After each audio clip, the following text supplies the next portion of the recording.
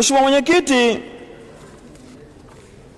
niende eneo hili la nishati ambao sasa limekuwa ndio zungumzo kubwa katika nchi yetu.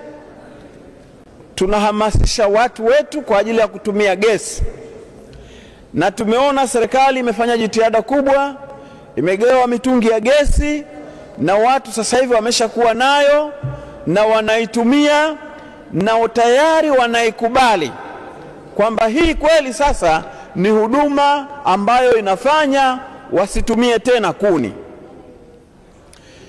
Lakini Mheshimiwa Mwenyekiti, kwenye huduma hii lipo tatizo ambalo bado hatujalifikia.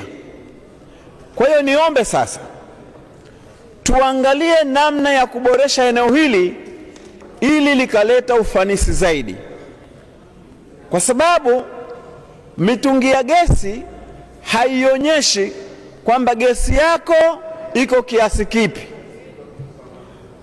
Unatumia ukiwa hujui kiasi kilichobakia.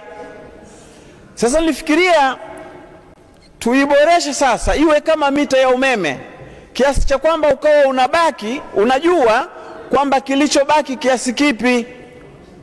Unaweza ukafahamu kwamba kwa kiasi hiki maharagwe hayatawiva. Sasa katika hali ambazo tunakwenda nazo hizi ya mitungi ya gesi, maanake ni kwamba kama utautumia mtungi wako wa gesi kwa kuandaa kitoweo chako usiku, kitoweo hakijawiva, gesi imeisha. Mazingira ya wananchi wetu yako tofauti. Wapo wananchi ambao hawana fedha, wapo ambao wenazo fedha. Lakini hata ukiwa na pesa, tatizo hilo lishatokea saa 3 za usiku, unaenda kubadilisha wapi? Kwa sababu vituo vya kubadilisha ile mitungi mbali. Lakini wengine pia hata fedha mfukoni hana. Kwa hiyo sasa mimi ushauri wangu tuangalie namna ya kufanya hii mitungi ya gesi ikawa inaonyesha kiasi kilichotumika na kiasi kilichobaki, ili kwa huyu mtumiaji akaweza kuona mapema kwamba sasa aende akajaze gesi iliyobakia ili kwa ajili ya matumizi yake ya kawaida.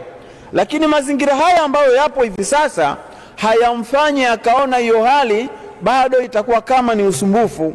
Na sasa kwa sababu watu tumeshawaelimisha na watu tayari wameshakuwa tayari kutumia hii huduma ya gesi. Kwa ushauri wangu kwamba tuangalie namna nyingine ya kuimarisha zaidi hii ili watu wakaweza kunufaika zaidi.